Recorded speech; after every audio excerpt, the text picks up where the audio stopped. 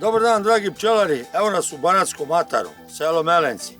Došao sam da snimim jednu pripremu koju moramo svi da uradimo, a to je priprema terena gde ćemo doneti naše pčele na suncoškecu. Ovo su stvari koje mogu da se dese svakom. Izgubio sam tablicu kad sam dolazio. Možda imate kompletnu strategiju koju ćete napraviti da bi išli na neku pašu. Da li znate da svaka sorta suncošketa medi ili ne? Mnogi koriste u pčelarstvu protiv nozeme. Pogledajte video, bit će dosta interesantan. Ostavite u ovom videu pa ćemo pokazati koji deo opreme i sve koja pčelar mora da ima i da nabavi da bi mogao to da uradi na adekvatan i dobar način. Najvažnija stvar su vam naočare koje će vas štititi, znači vaše oči od normalno bacanja trave, suve trave, da ne bi slučajno se ubolilo u oko i tu mora da vodite jako puno računa, zato što suva trava, mali opiljak je opasan i jednostavno može da vam nanese jako veliku štetu što tiče toga, tako da obavezno, znači bez naočara nemojte raditi ovo. Svi mi mislimo nije to problem, kad se desi onda je već kasno i onda imamo jedan veliki problem, a taj problem je onda znati sami odlazak u bolnicu i tako dalje i tako dalje. Oči su vrlo važan organ, tako da moramo da budemo pažljivi. Čuvajte svoje oči, kupite naočare, nisu skupe.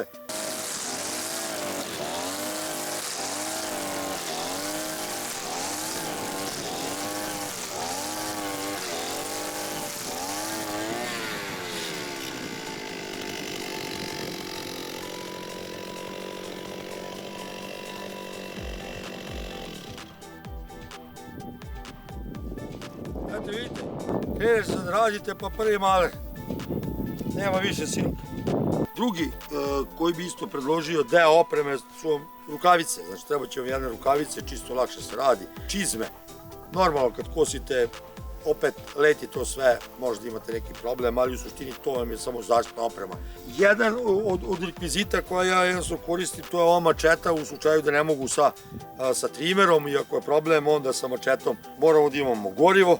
I osnovna alatka vam je trimer koji ćemo koristiti za sečenje trave. Zašto svaki pčelar to treba da uzme da uradi u svom pčelinjaku, da pokusi travu, i to je jedna od preporuka svima vama da to uradite, je zbog toga što vi morate da očistite mesto zbog suve trave, zato što dolazi juli mesec, suviše su velike toplote, požari se dešavaju i vi na taj način sprečavate da imate plamen ispod vaših košnica ili oko vaših košnica. Znači to može samo nešto da tinja i zato preporučujemo svima da imate trimere, da pokusite travu što god je moguće više, da dođete tako reći do crne zemlje.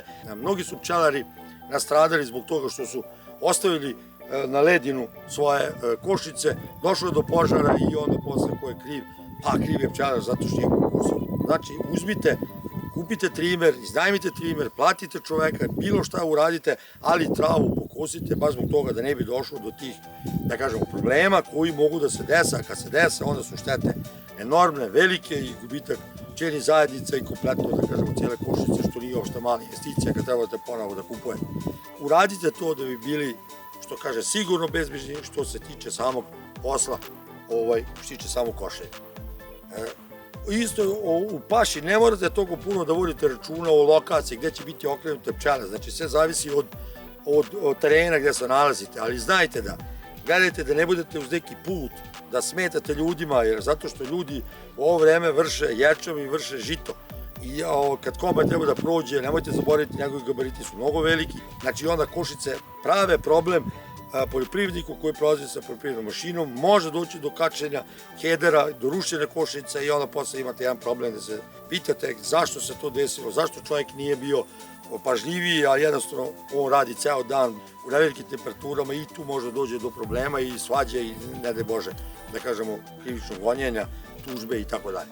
Znači izbegavajte da stavljate, pogotovo u Vojvodini gde su jako velike mašine, gde imate prostora, široke su linije, imate prostor da možete staviti pčele, ne ugrožavajte drugi ljude, jer drugi ljudi nekad nemaju razumevanja, neki imaju, ali u suštini gledajte da ne pravite nikom problema, na taj način ćete i vi biti sigurno sklonjeni od tih problema koji mogu da se dese ako ostavite uz put. Bilo bi dobro da ako idete na teren, pogotovo što tiče suncokreta, nepoznat teren, javite se nekom lokalnom pčelaru, javite se udruženju, namestite neku, da kažem, komunikaciju gde možete gde da stavite pčele, gde će one reći, gde je bezbrižno, gde je dobro, gde je sigurno. Tablu obavezno stavite vaše ime i prezime, broj telefona, to je od više korisnih situacija, i ako vas neko ne zna, i ako jednostavno nije ustupio s vama u kontakt u slučaju nekih problema, postoji broj telefona gde možete da se kontaktirate i da jednostavno budete upoznati sa istinom koja se desilo ili da kažemo, ne daj Bože, nesrećom sa vašim pčelama. Znači, vodite računa o tome i to su svi segmenti koje vi morate da uradite da bi sve to išlo onako kako treba. Koliko će biti meda, tu niko ne može da garantuje, sve zavisi od vremenskih uslova. Gledam, suncokrет je dosta u lošem stanju, apsolutno je, znači, uvenuo, nema vlage, pala je to kiša sad, preksino će pala neka kiša, ali to je neki 3 litre. To je toliko smešno na ovu suvu zemlju. Kažem, ovo su vam preporuke, ja ću sad da zapnem i da probam da uradim što veći deo, ali vidit ćete onaj tamo deo, znači hvata me već nervoza koliko 300 metara treba pokositi, trava je dosta velika. Ovim putem vas pozivam i vi, da li imate nekih problema, da li ste imali nekih problema ako ste išli negde na drugu pašu gde ne poznate nekog, da li ste imali nekih neprijatnih situacija, da li i vi radite na ovaj način, pokusite, pripremite teren, donesete pčele, izvidite koliko ima suncokreta, koliko ima paše, nije problem samo staviti pčele na jedno mesto, da li, znači, u okolini ima kultura koja će vama doneti med ili neće. Znači, to su sve neke pripreme koje pčela mora da uradi. Znači, morate da imate kompletnu strategiju koju ćete napraviti da bi išli na neku pašu. Znači, nije problem samo utovariti košnice, doneti, poređati ih negde i kaže ja sam uradio svoje. Ne, strategija mora da postoji, mora da znate šta radite, mora da znate gde idete, mora da imate pripremu, mora da imate organizovani prevoz, ljude koji će to, da kažemo, istovariti i utovariti, sigurnost pri putovanju, obezbediti košnice i u toku putovanja i na mestu gde ćete ih staviti, znači da budu i one bezbedne i svi ljudi koji prolaze i koji jednostavno nešto rade oko njih da i oni budu bezbedni. Znači, strategija je jako bitna u pčelarstvu, apsolutno to vam isto kao i sve što radimo od prolećnog razvoja, same, da kažemo, paša koje imamo, borbu protiv varoje, zazimljavanje, znači to je jedna strategija opšta koju jednostavno svaki pčelar mora da ispoštuje. Tako da, eto, moja preporuka toliko, ja krećem da radim, snimit ćemo i to, pa ćemo se družiti, da kažem, na kraju ovog videa kad budete pogledali, pogledajte video, bit će dosta interesantan, bit će, da kažemo, prikaz kako je u Banatu suncokret. Mnogi ljudi nisu bili na suncokretu, mnogi ne znaju kako to izgledaju. Kad dođu i kad vide ta prostranstvo sa žutim glavama, to je, da kažemo, čisto ono osmeh vam dođe na lice i jednostavno to zadovoljstvo, zašto nemam ja sad tu pčele, znači vas tera da za iduću planirate da dođete na suncokret i da vidite kakav je to med i jednostavno preporučujem da vaše pčele zazimljujete na suncokretu, nemojte misliti da će on da bude jako loš za pčelu, pogotovo što je zima. Ne, neće biti loš, bit će adekvatno dobar, jer moje pčele sve vreme zazimljene su na suncokretu i nisam imao nekih, da kažemo, tih problema što tiče samog suncokreta. Sve ovo drugi, da kažemo, faktor, pričali smo u mojim videima, pričali ste i vi sa vašim komentarima i tako dalje i tako dalje. Evo da odgovorim i na pitanje jedno koje je bilo postavljeno, mislim da je to Jovan postavio, glasi tome, kaže, blago nama koji imamo više paša, imamo da biramo gde ćemo da idemo. Evo, ja samo da napomenem, ja znači s proleća ovde imam i blizu sela imam uljanu repicu, znači odlična prolećna razvojna paša. Sledeće mi ide bagrem, znači koji nemamo ovde, lipa mi je na 100 km, da kažemo, od kuće i vraćam se ovde na suncokret koji, da kažemo, imamo mater opet, da kažemo, kod kuće. Znači ja od 4 paše koje ja imam ovde, od 4 paše koje imamo, da kažemo, u Srbiji, ne računamo još plus, da kažemo, šumu. Ako gledamo od ove 4, ja imam 3, što je impozantno za mene i sasvim dovoljno i dobro i sviđa mi se to zašto imam prvu pašu, imam zadnju pašu sa kojom završavam sezonu. Tako da ovo sve drugo što bude bilo između, to je, da kažemo, Božji dar koji mi je dao, zato što odlazim na lipu, odlazim i na bagrem, pa to šta bude bilo, ali u suštini sada se i okreće, da kažemo, nekako taj točak drugačije, očigledno smo ostali zavisni od kultura koja ljudi seju, znači od uljane repice, od suncokreta.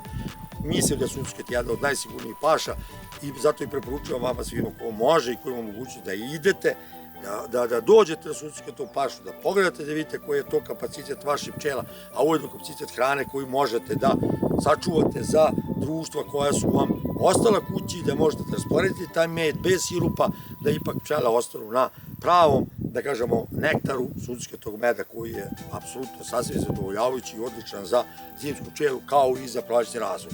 Sada moram da počnem da radim i da namestim uslove ono koje sam rekao u videu. Ajmo sad malo da fizički budemo aktivniji.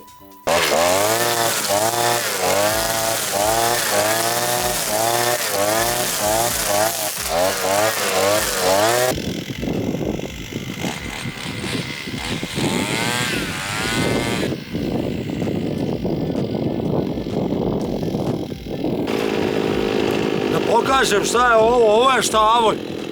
Ko nikad njega video, možda ga video prvo puta i ne zna, štavolj koji se koristio u starijim vremenima jako dobro protiv dijareje.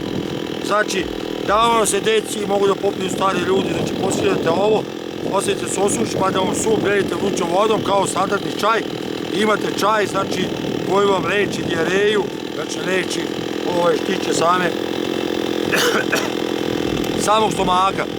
Znači, veoma dobra stvar i mnogi koriste u pčelarstvu protiv nozeme, protiv proliva kod pčela. Znači, pravi se posebno čaj od štavolja koji se dodaje u sirup i pčele tako to konzumiraju i leči se na taj način. Pa ja idem da nastavim da kosim.